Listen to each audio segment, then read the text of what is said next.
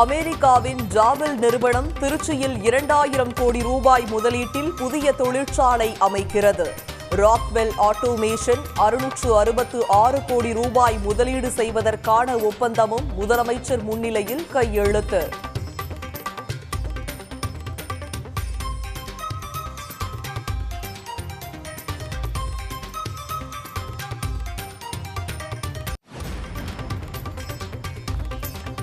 October 2ஆம் தேதி விசிக நடத்தும் மதுவிலக்கு மாநாட்டில் அதிமுகவும் பங்கேற்க திருமாவளவன் அழைப்பு. அதிமுக பங்கேற்பது பற்றி எடப்பாடி பழனிசாமி முடிவு செய்வார் என்று முன்னாள் அமைச்சர் ஜெயக்குமார் தகவல்.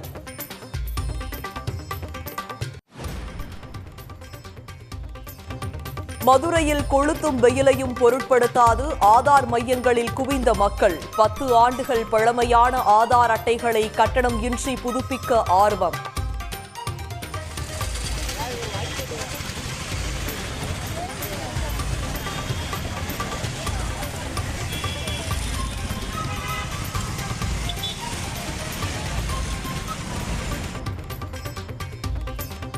பங்களாதேஷில் ஏற்பட்டுள்ள அசாதாரண சூழல் எதிரொலி. திருப்பூரிலிருந்து பல்வேறு நாடுகளுக்கும் அதிகரிக்கும் பின்னலாடை ஏற்றுமதி.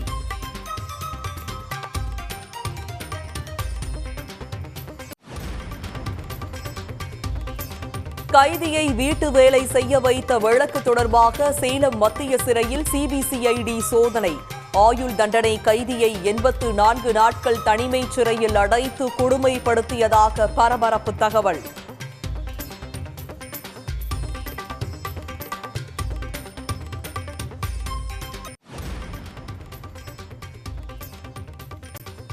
மனைவி ஆர்த்தியிடமிருந்து விவாகரத்து கோரி நடிகர் ஜெயம் ரவி சென்னை நீதிமன்றத்தில் மனு. அக்டோபர் 10ஆம் தேதி ஜெயம் ரவி மனு மீது விசாரணை.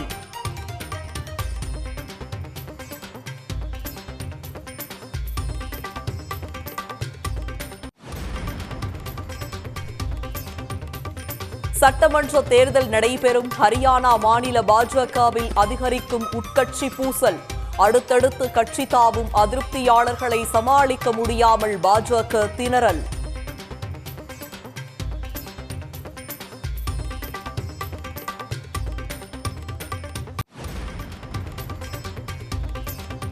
ஐபோன் 15 மற்றும் 14 செல்போன்களின் விலையில் 10,000 ரூபாய் குறைப்பு.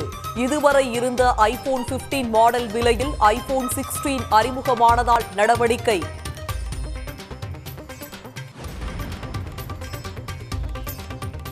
ஐபோன் 16க்கு போட்டியாக உலகிலேயே முதல் முறையாக 3ஆக மடிக்கக்கூடிய ஸ்மார்ட் போன் அறிமுகம். வெளியிடுவதற்கு முன்பே 30 லட்சம் பேர் முன்பதிவு செய்ததாக ஹவாய் நிறுவனம் தகவல். அமெரிக்கா சென்றுள்ள முதலமைச்சர் மு.க.ஸ்டாலின் தொழில் முதலீடுகளை தொடர்ந்து ஈர்த்து வரும் நிலையில் மேலும் பல முன்னணி அமெரிக்க நிறுவனங்கள் தமிழ்நாட்டில் முதலீடு செய்ய புரிந்துணர்வு ஒப்பந்தம் செய்து கொண்டுள்ளன. புளோரிடாவை தலைமையகமாக கொண்டு இயங்கி வரும் பிரபல அமெரிக்க மின்னணு பொருட்கள் உதிரிபாக நிறுவனமான ஜபில் 2000 கோடி ரூபாய் முதலீட்டில் திருச்சியில் தனது தொழிற்சாலையை தொடங்க உள்ளது. சுமார் 5000 வேலை வாய்ப்புகளை உருவாக்க உள்ள இந்த முதலீட்டுக்கான ஒப்பந்தம் முதலமைச்சர் மு.க.ஸ்டாலின் முன்னிலையில் சிகாகோவில் நடைபெற்றது. தொழில்துறை ஆட்டோமேஷன் துறையில் கோலோச்சி வரும் அமெரிக்காவின் விஸ்கான்சின் மாகாணத்தைச் சேர்ந்த ராக்வெல் ஆட்டோமேஷன் நிறுவனம் சென்னையை அடுத்த காஞ்சிபுரத்தில் 666 கோடி ரூபாய் முதலீட்டில் தனது தொழிற்சாலையை விரிவுபடுத்த தமிழ்நாடு அரசுடன் ஒப்பந்தம் செய்து கொண்டிருக்கிறது. இதன் மூலம் தமிழ்நாட்டு இளைஞர்கள் 365 பேருக்கு வேலைவாய்ப்பு கிடைக்கும். இவற்றுடன் ஸ்டார்ட் அப் நிறுவனங்களை தொடங்க ஏதுவாக இளைய தலைமுறையினரின் திறன்களை மேம்படுத்த கலிபோர்னியாவை தலைமையகமாக கொண்டுள்ள பன்னாட்டு நிறுவனமான ஆட்டோடெஸ்குடன் தமிழ்நாடு அரசு ஒப்பந்தம் செய்து கொண்டுள்ளது. உலக அளவிலான முன்னணி தொழில் நிறுவன அதிகாரிகளை சந்தித்து முதலமைச்சர் மு.க.ஸ்டாலின் தமிழ்நாட்டில் முதலீடுகளை மேற்கொள்ள அழைப்பு விடுத்து வருகிறார்.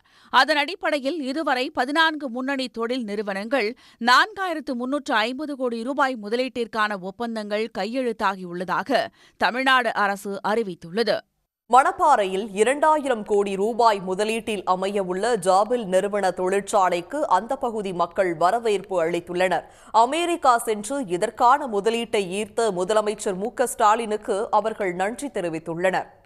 இதில் பெருமை பெறக்கூடிய விஷயம் என்னன்னா, பெண்களுக்கு இது ரொம்ப உதவியாக இருக்கும். அதாவது வேலைக்கே போக முடியாத பெண்கள் நிறைய பேர் இருக்காங்க, வீட்டை விட்டு வெளியிலே வர முடியாதவங்க. அவங்களுக்கு இந்த நிறுவனத்தின் மூலமாக வேலைவாய்ப்பு கிடைக்க மிகவும் உதவிகரமாக இருக்கும். இந்த 2000 கோடி மதிப்பீடு எவ்வளோ பெரிய விஷயங்கிறத விட இதில் பார்த்திங்கன்னா 5000க்கும் மேலே எங்கள் இளைஞர்களுக்கெலாம் இதில் வேலைவாய்ப்பு கிடைக்க போகுது. அதில் முக்கியமாக பார்த்திங்கன்னா பெண்களுக்கு தான். பெண்களுக்கு இதில் ரொம்ப முக்கியத்துவம் கொடுத்து இதில் நிறையா பண்ணியிருக்காங்க. மதுரையில் இ-சேவை மையங்களில் ஆதாரை புதுப்பிக்க ஏராளமானோர் குவிந்ததால் கூட்ட நெரிசல் ஏற்பட்டது. 10 ஆண்டுகளுக்கு ஒருமுறை ஒவ்வொரு இந்திய குடிமகனும் தங்கள் ஆதார் விவரங்களை புதுப்பிக்க வேண்டும். அதன்படி வரும் 14ஆம் தேதிக்குள் தங்கள் முகவரி சான்று மற்றும் அடையாள சான்றுகளை சமர்ப்பித்து இலவசமாக ஆதாரை புதுப்பித்துக் கொள்ளுமாறு மத்திய அரசு அறிவித்தது. இந்த காலக்கெடு முடிய இன்னும் 4 நாட்களே உள்ள நிலையில் மதுரை KK நகர் பகுதியில் உள்ள இ-சேவை மையத்தில் இன்று ஏராளமானோர் குவிந்தனர். வெயில் கடுமையாக கொளுத்திய போதும் குடைகளை பிடித்துக் கொண்டும் தலையில் துணிகளை போட்டுக்கொண்டும் நீண்ட வரிசையில் மக்கள் காத்திருந்தனர். இ-சேவை மையம் திறப்பதற்கு முன்பாகவே காத்திருப்பதாக மக்கள் தெரிவித்தனர். சிறப்பு முகாம்களை நடத்தி புதுப்பிக்கும் வசதியை மத்திய மாநில அரசுகள் ஏற்படுத்த வேண்டும் என்று அவர்கள் கோரிக்கை விடுத்தனர். பள்ளிக்கூடத்துல ஒரு காலேஜ்ல இந்த மாதிரி முகாம் போட்டா எல்லாருக்கும் தோதா இருக்கும் இல்லையா? வயசானவங்களும் அந்த வெயில நின்றுட்டு கீழே விழுந்து கிடந்தா யார் பாக்குறது? கடைசி அறிவிச்சது ரைட்டு தான். அது ஒரு ஸ்கூல்ல ஒரு சனி ஞாயிறு ஒரு அந்த கிழமைகள்ல ஒரு லீவ் டேஸ்ல ஒரு ஸ்கூல்ல ஒரு காலேஜ்ல அந்த மாதிரி ஒரு முகாம் போட்டிருந்தா எல்லாருக்கும் யூஸ் ஆயிருக்கு, எல்லாருக்கும் விழிப்புணர்வா இருப்பாங்க. ஸ்கூல் பிள்ளைகளுக்கு எல்லாருக்கும் தோதா இருந்திருக்கும். இப்ப எவ்வளவு தூரத்துல நிக்கிறாங்க பாருங்க வெயில்ல. இதெல்லாம் எவ்வளவு ஒரு பெரிய கஷ்டமான ஒரு சூழ்நிலை. காலக்கெடுவுக்குள் புதுப்பித்தால் இலவசம் என்றும் அதன் பின்னர் கட்டணம் வசூலிக்கப்படும் என்றும் மத்திய அரசு அறிவித்திருப்பதே இந்த கூட்டத்திற்கு காரணம். 5 முதல் 15 வயது வரை உள்ள குழந்தைகளின் நீல நிற ஆதார் அட்டையில் உள்ள பயோமெட்ரிக் விவரங்களை புதுப்பிக்குமாறும் தெரிவிக்கப்பட்டுள்ளது.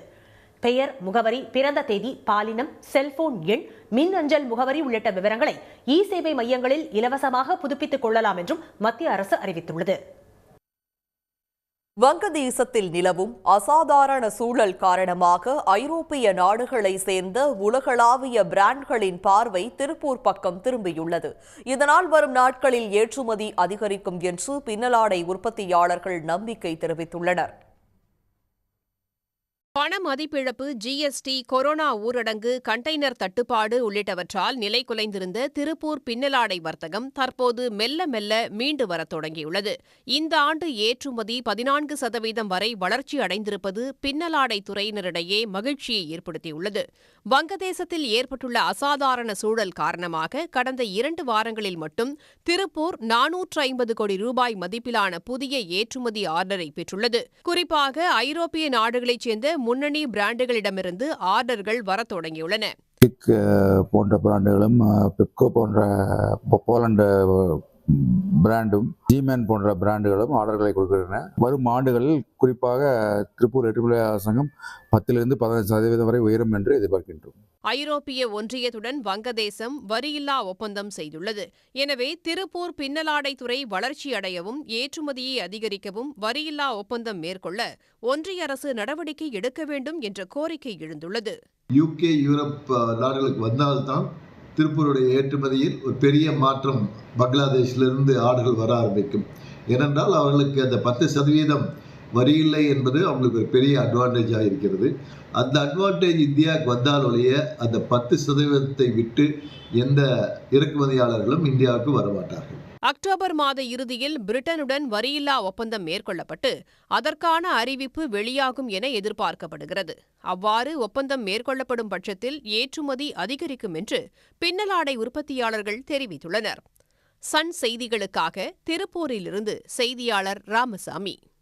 இந்தியா அனைத்து தரப்பினருக்கும் நியாயமான இடமாக மாறும்போது இடஒதுக்கீட்டை ரத்து செய்வது குறித்து யோசிக்கலாம் என்று மக்களவை எதிர்க்கட்சித் தலைவர் ராகுல் காந்தி தெரிவித்துள்ளார். 3 நாள் பயணமாக அமெரிக்கா சென்றுள்ள அவர் முதல் நாளான நேற்று அமெரிக்க வாழ் இந்தியர்கள் மத்தியில் உரையாற்றினார். 2வது நாளான இன்று ஜார்ஜ் டவுன் பல்கலைக்கழகத்தில் மாணவர்களிடம் உரையாடிய திரு ராகுல் காந்தியிடம் இந்தியாவில் இடஒதுக்கீடு இன்னும் எத்தனை காலம் நீடிக்கும் என மாணவர்கள் கேள்வி எழுப்பினர். இதற்கு பதிலளித்த அவர் இந்தியாவின் டாப் 200 தொழில் ஜாம்பவான்கள் பட்டியலில் ஒரு பட்டியல் இனத்தவரோ பழங்குடியினரோ இடம்பெறவில்லை என்று கூறினார். 50% உள்ள பிற்படுத்தப்பட்ட வகுப்பினரில் ஒரே ஒருவர் மட்டும் அந்த பட்டியலில் இருப்பதாக கூறிய அவர் இந்த பிரச்சனையில் இதுவரை கவனம் செலுத்தப்படவில்லை என்று கூறினார். இதற்கு இப்போது இருக்கும் தீர்வுகளில் ஒன்று இடஒதுக்கீடு என்றும் இந்தியா அனைத்து தரப்பினருக்கும் நியாயமான இடமாக மாறும்போது இடஒதுக்கீட்டை ரத்து செய்வது குறித்து பரிசீலிக்கலாம் என்றும் திரு ராகுல் காந்தி தெரிவித்தார். what is the participation level of lower caste, Dalits, OBCs, poor general castes, right? And that's really the caste census. So we want to not only understand how many Dalits there are, how many OBCs there are, but we want to understand what their social position looks like, what their financial position looks like, what their economic position looks like. பிற்படுத்தப்பட்ட பட்டியலின மக்கள் அதானியாக அம்பானியாக உருவாக முடியாது என்றும் கதவுகள் மூடப்பட்டிருப்பதே அதற்கு காரணம் என்றும் திரு ராகுல் காந்தி கூறினார். முன்னேறிய பிரிவில் இருந்து கொண்டு கேள்வி கேட்போருக்கு கதவை திறந்து விடுங்கள் என்பதே விடை என்று திரு ராகுல் காந்தி கூறினார். நாட்டில் மிகப்பெரிய அளவில் பொருளாதார ஏற்றத்தாழ்வு நிலவி வருவதாக சுட்டிக்காட்டிய திரு ராகுல் காந்தி பட்டியல் இனத்தவர், பழங்குடியினர், பிற்படுத்தப்பட்டோர் மிக குறைந்த வருவாயை ஈட்டும் பிரிவினராக உள்ளதாக கூறினார். பிரதமர் திரு மோடியை தாம் வெறுக்கவோ எதிரியாக கருதவோ இல்லை என்று திரு ராகுல் கூறினார். அவரது கண்ணோட்டத்தில் இருந்து தமது கண்ணோட்டம் வேறுபட்டுள்ளது, அவ்வளவுதான் என்று அவர் தெரிவித்தார். நடந்து முடிந்த மக்களவைத் தேர்தல் நியாயமாக நடைபெறவில்லை என்றும் முறையாக நடத்தியிருந்தால் 240 இடங்களை பாஜக பெற்றிருக்காது என்றும் அவர் கூறினார். பிரதமர் பிரச்சாரம் செய்வதற்கு ஏற்றவாறு நடத்தப்பட்ட சமநிலையற்ற தேர்தல் என திரு ராகுல் காந்தி விமர்சித்தார். சட்டமன்ற தேர்தல் நடைபெறும் ஹரியானாவில் பாஜகவில் உட்கட்சி பூசல் நாளுக்கு நாள் அதிகரித்து வருகிறது. அதிருப்தியாளர்களுடன் மேலிட தலைவர்கள் நடத்திய பேச்சுவார்த்தையும் தோல்வியில் முடிந்தது அக்கட்சிக்கு கடும் நெருக்கடியை ஏற்படுத்தியிருக்கிறது. ஹரியானா மாநில சட்டமன்றத்துக்கான தேர்தல் அக்டோபர் 5ஆம் தேதி நடைபெற உள்ளது. 3வது முறையாக ஆட்சியை கைப்பற்ற பாஜகவும் 10 ஆண்டுகளுக்கு பிறகு ஆட்சியை கைப்பற்ற காங்கிரஸ் கட்சியும் தீவிரம் காட்டி வருகின்றன. சட்டமன்ற தேர்தலுக்கான முதல் வேட்பாளர் பட்டியலை பாஜக வெளியிட்ட உடனேயே அக்கட்சிக்குள் மோதல் வெடித்துள்ளது. 67 பெயர்களை கொண்ட பாஜகவின் முதல்கட்ட பட்டியலில் 10க்கும் மேற்பட்ட முக்கிய தலைவர்கள் பெயர்கள் விடுபட்டது சர்ச்சைக்குள்ளானது. மேலிடத்தின் நடவடிக்கையால் அதிருப்தியடைந்த பாஜக முன்னாள் அமைச்சர் ரஞ்சித் சிங் சௌதாலா, சட்டமன்ற உறுப்பினர் லக்ஷ்மண் தாஸ் நாபா, பாஜக விவசாயிகள் அணி தலைவர் சுக்வீந்தர் செரோன், ஓபிசி அணி தலைவர் கரன்தேவ் கம்போஜ், பாஜக முக்கிய நிர்வாகியான ஷம்ஷேர் சிங் கர்காரா உள்ளிட்டோர் பாஜகவில் இருந்து அடுத்தடுத்து வெளியேறியுள்ளனர். அதிருப்தி தலைவர்களை சமாதானப்படுத்தும் பாஜகவின் முயற்சியும் தோல்வியிலேயே முடிந்துள்ளது. பாஜக ஓபிசி அணி தலைவர் கரன்தேவ் கம்போஜை சந்திக்க சென்ற ஹரியானா முதலமைச்சர் நயாப் சைனியுடன் கைகுலுக்க கூட அவர் மறுத்துவிட்டதாக கூறப்படுகிறது. இதேபோல அதிருப்தி தலைவர்களை சமாதானப்படுத்தும் ஹரியானா முன்னாள் முதலமைச்சர் மனோகர்லால் கட்டாரின் முயற்சியும் தோல்வியில் முடிந்துள்ளது. அதே நேரத்தில் கரன்தேவ் கம்போஜ் காங்கிரஸ் மூத்த நிர்வாகியான பூபேந்தர் சிங் ஹூடாவை சந்தித்து பேச்சுவார்த்தை நடத்தியுள்ளதாகவும் தகவல் வெளியாகியுள்ளது. ஹரியானாவின் விளையாட்டுத்துறை அமைச்சர் சஞ்சய் சிங்கும் பாஜக தனக்கு வாய்ப்பளிக்காவிட்டால் சுயேட்சையாக களமிறங்கப் போவதாக தெரிவித்துள்ளார். மின்துறை அமைச்சர் ரஞ்சித் சௌதாலா தேர்தலில் போட்டியிடுவது பற்றி ஆதரவாளர்களுடன் தொடர் ஆலோசனையில் ஈடுபட்டு வருகிறார். பாஜக எம்பி நவீன் ஜிண்டாலின் தாயாரான சாவித்ரி ஜிண்டாலும் பாஜக வேட்பாளருக்கு எதிராக சுயேட்சையாக களமிறங்க திட்டமிட்டு வருகிறார். சட்டமன்ற தேர்தல் நெருங்கி வரும் நிலையில் முக்கிய நிர்வாகிகள் தலைமைக்கு எதிராக போர்க்கொடி தூக்கியுள்ளது அக்கட்சிக்கு நெருக்கடியை அதிகரித்துள்ளது. சட்டமன்ற தேர்தல் நெருங்கி வரும் நிலையில் முக்கிய நிர்வாகிகள் தலைமைக்கு எதிராக போர்க்கொடி தூக்கியுள்ளது அக்கட்சிக்கு நெருக்கடியை அதிகரித்துள்ளது. பணியிடத்தில் பாதுகாப்பு உள்ளிட்ட தங்களது கோரிக்கைகள் நிறைவேறும் வரை போராட்டம் தொடரும் என்று கொல்கத்தா பயிற்சி மருத்துவர்கள் சங்கம் அறிவித்துள்ளது. கொல்கத்தாவில் கடந்த மாதம் 9ஆம் தேதி ஆர்ஜிகர் அரசு மருத்துவக் கல்லூரி மருத்துவமனையில் முதுநிலை பெண் பயிற்சி மருத்துவர் பாலியல் வன்கொடுமைக்கு ஆளாக்கப்பட்டு கொலை செய்யப்பட்டார்.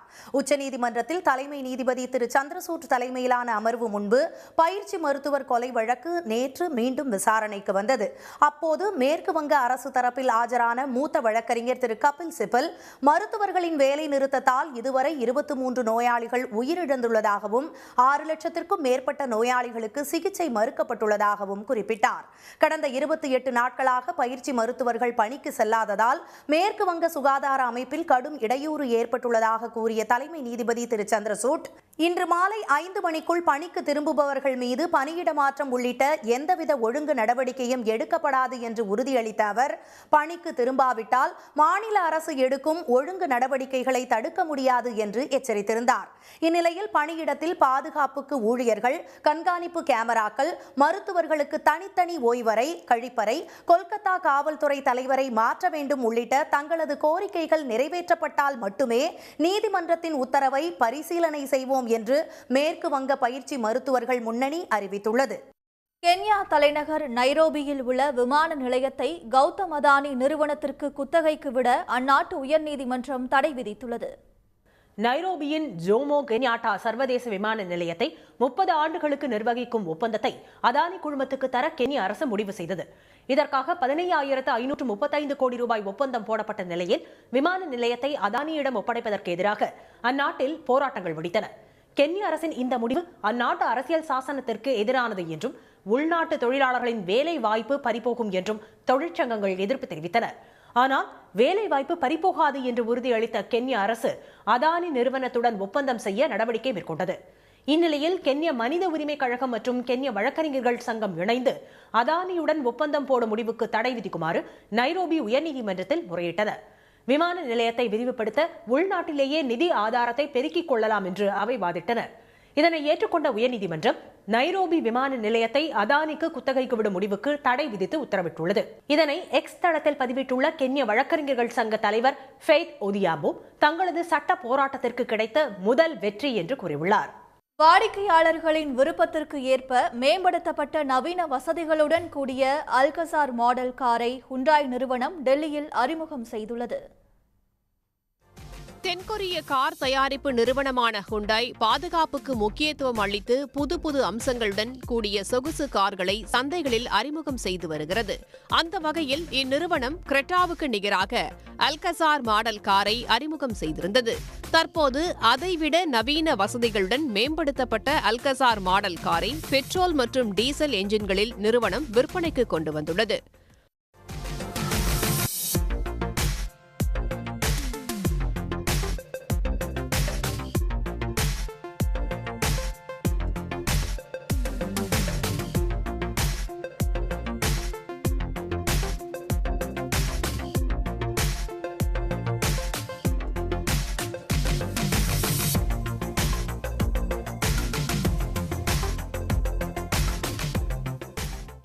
Today we have launched the new Alcazar. It's very bold. If you see the design, whether it's the exterior design, front as well as rear, a lot of changes have been done. Interior as well, we have curvilinear screens. We have really now, we have a driver as well as the co-driver. They can have different temperatures. Then the thigh support in the captain's seat has been given. There's no compromise on the fuel efficiency. 20.4 kilometers per liter for the diesel. சொகுசு கார்களில் இருப்பதைப் போலவே Alcazar car மாடலில் NFC மற்றும் digital key கொடுக்கப்பட்டுள்ளது.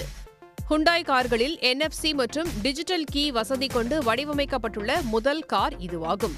Smart watch மூலமும் காரை unlock செய்து கொள்ள முடியும். 6 ஏர்பேக், ஆட்டோமேட்டிக் அம்சம், முன் இருக்கையின் பின்னால் லேப்டாப் வைத்துக் கொள்ளும் ஸ்டாண்ட், மலைச்சாலையில் பாதுகாப்பாய் பயணிக்க சென்சார் தொழில்நுட்பங்கள் உள்ளிட்ட அம்சங்களும் இடம்பெற்றுள்ளன. 9 வண்ணங்களில் விற்பனைக்கு கொண்டு வந்துள்ள மேம்படுத்தப்பட்ட அல்கசார் கார்களின் எக்ஸ் ஷோரூம் தொடக்க விலை 14,99,000 ரூபாய் ஆகும். சந்தைகளில் அறிமுகமாகும் புதுவித கார்களுக்கு அல்கசார் சிறந்த போட்டியாக இருக்கும் என்கிறது ஹுண்டாய் நிறுவனம். சன் நியூஸ் செய்திகளுக்காக ஒளிப்பதிவாளர் மகேஷுடன் செய்தியாளர் ஜனனி.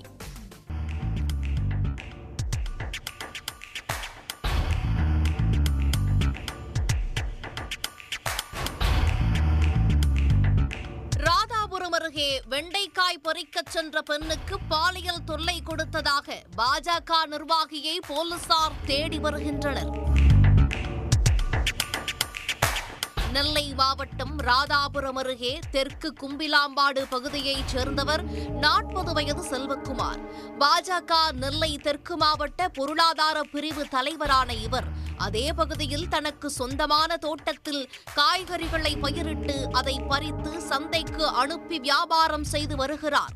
அவரது தோட்டத்தில் காய்கறிகளை பறிக்க அதே பகுதியில் உள்ள ஆண்களும் பெண்களும் தினசரி கூலி அடிப்படையில் தோட்டத்திற்கு வேலைக்கு செல்வார்கள். அவரது தோட்டத்தில் வெண்டைக்காய் நன்கு காய்த்து விற்பனைக்கு தயாராக இருந்தது.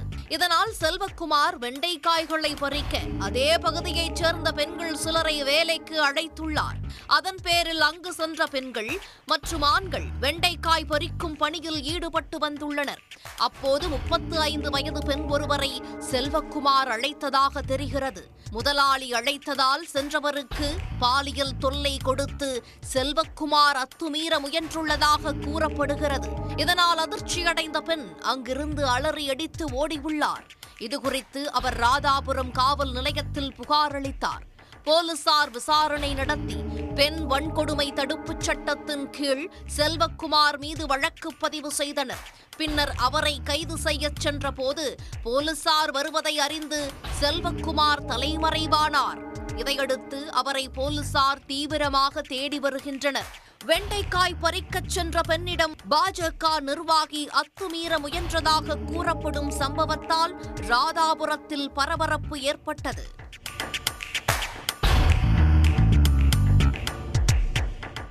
தமிழ்நாட்டில் MBBS மருத்துவ கவுன்சிலிங்கின் முதல் சுற்று நிறைவடைந்துள்ள நிலையில் அரசு மருத்துவக் கல்லூரிகளில் 75% அதிகமான இடங்கள் காலியாக உள்ளன. தமிழ்நாட்டில் MBBS மற்றும் BDS மருத்துவ இடங்களுக்கான கலந்தாய்வு கடந்த 21ஆம் தேதி தொடங்கி நடைபெற்று வருகிறது. இதில் முதல் சுற்று கலந்தாய்வு முடிவடைந்துள்ள நிலையில் அகில இந்திய ஒதுக்கீட்டில் 4/3 இடங்கள் காலியாக உள்ளன. 37 அரசு மருத்துவக் கல்லூரிகளில் அகில இந்திய ஒதுக்கீட்டில் மொத்தம் 771 இடங்கள் உள்ளன. இதில் 597 இடங்கள் காலியாக உள்ளன. சென்னை, மதுரை, கோவை அரசு மருத்துவக் கல்லூரிகளில் பெரும்பாலான இடங்கள் நிரப்பப்படாமல் உள்ளன. முதல் சுற்றில் மருத்துவக் கல்லூரியில் சேர்ந்த 174 மாணவர்களில் 38 பேர் மட்டுமே மருத்துவ இடங்களை தக்க வைத்துள்ளனர். எஞ்சிய 136 பேர் வேறு மருத்துவக் கல்லூரிகளை தேர்வு செய்ய விரும்புவதாக கூறியுள்ளனர். சுயநிதி பல்கலைக்கழகங்களில் அகில இந்திய ஒதுக்கீட்டில் உள்ள 3550 இடங்களில் 2285 இடங்கள் நிரம்பியுள்ளன. எய்ம்ஸ், ஜிப்மர் உள்ளிட்ட ஒன்றிய கல்வி நிறுவனங்கள் மற்றும் பல்கலைக்கழகங்களில் 14% இடங்களும், ESI மருத்துவக் கல்லூரிகளில் 11% இடங்களும் காலியாக இருப்பதாக தரவுகள் தெரிவிக்கின்றன. கிண்டி ரேஸ்கோர்ஸ் கிளப்புக்கு தமிழ்நாடு அரசு சீல் வைத்துள்ள நிலையில் அந்த இடத்தை பேருந்து நிலையமாகவோ அல்லது விளையாட்டு மைதானமாகவோ மாற்ற வேண்டும் என பொதுமக்கள் கோரிக்கை விடுத்துள்ளனர். சென்னையின் பரபரப்பான பகுதிகளில் ஒன்றான கிண்டியில் அமைந்துள்ள ரேஸ்கோர்ஸ் கிளப் 160 ஏக்கர் பரப்பளவு கொண்டது. 12,381 கோடி ரூபாய் குத்தகை பாக்கி செலுத்தாத காரணத்தால் நகரின் முக்கிய பகுதியில் அமைந்துள்ள ரேஸ்கோர்ஸ் கிளப்புக்கு சீல் வைத்து தமிழ்நாடு அரசு நடவடிக்கை எடுத்துள்ளது. குத்தகையை ரத்து செய்து இடத்தை கையகப்படுத்தும் நடவடிக்கையிலும் தமிழக அரசு ஈடுபட்டு வருகிறது. இந்நிலையில் சென்னையில் பெருகி வரும் மக்கள் தொகையை கருத்தில் கொண்டு ரேஸ்கோர்ஸ் கிளப் இடத்தில் பேருந்து நிலையமோ அல்லது இளைஞர்கள் பயன்பெறும் வகையில் விளையாட்டு மைதானமோ அமைக்க வேண்டும் என பொதுமக்கள் கோரிக்கை விடுத்துள்ளனர். ரொம்ப டிராஃபிக் அதிகமாக இருக்கிறதுனால இந்த விரிவாக்கம் பண்ணலாம். ஏதாச்சும் மக்களோட பயன்பாட்டுக்கு நல்லதுக்கு வருதுன்னா கண்டிப்பாக யூஸ் பண்ணலாம். நம்ம கவர்மெண்ட் எடுத்து தப்பு கிடையாது. நான் பார்க்கும்போதெல்லாம் ரொம்ப க்ரௌட் அதிகமாக தான் இருக்குது. இங்கே ஆக்சுவலாக பார்த்தீங்கன்னாக்கா இங்கே எல்லா ஜங்ஷன், ஏர்போர்ட் போகிற ஜங்ஷன் இங்கே கொஞ்சம் எல்லாம் நியராகவே இருக்குது. அது என்ன சொல்கிறது, மக்களோட பயன்பாட்டுக்கு எடுக்கிற மாதிரி தான் பண்ணலாம் நம்ம. இதனிடையே நீதிமன்றத்தில் அளித்த உத்தரவாதத்திற்கு மாறாக நுழைவாயில் சீல் அகற்றப்படவில்லை என்று கிளப் நிர்வாகம் தரப்பில் நீதிபதி SS சுந்தர் தலைமையிலான அமர்வில் முறையிடப்பட்டது. அப்போது கிளப்புக்கு செல்லும் 3 நுழைவாயில்களுக்கு வைக்கப்பட்ட சீல் அகற்றப்பட்டு விட்டதாக தமிழக அரசு தரப்பில் தலைமை வழக்கறிஞர் விளக்கமளித்தார். உத்தரவாதத்தை மீறியிருந்தால் அது சம்பந்தமாக தனியாக வழக்கு தாக்கல் செய்யலாம் என்று கூறிய நீதிபதிகள் முறையீட்டின் அடிப்படையில் எந்த உத்தரவையும் பிறப்பிக்க முடியாது என தெரிவித்தனர். உடனுக்குடன் செய்திகளை தெரிந்து கொள்ள சன் நியூஸ் பெல் ஐகானை கிளிக் பண்ணுங்க.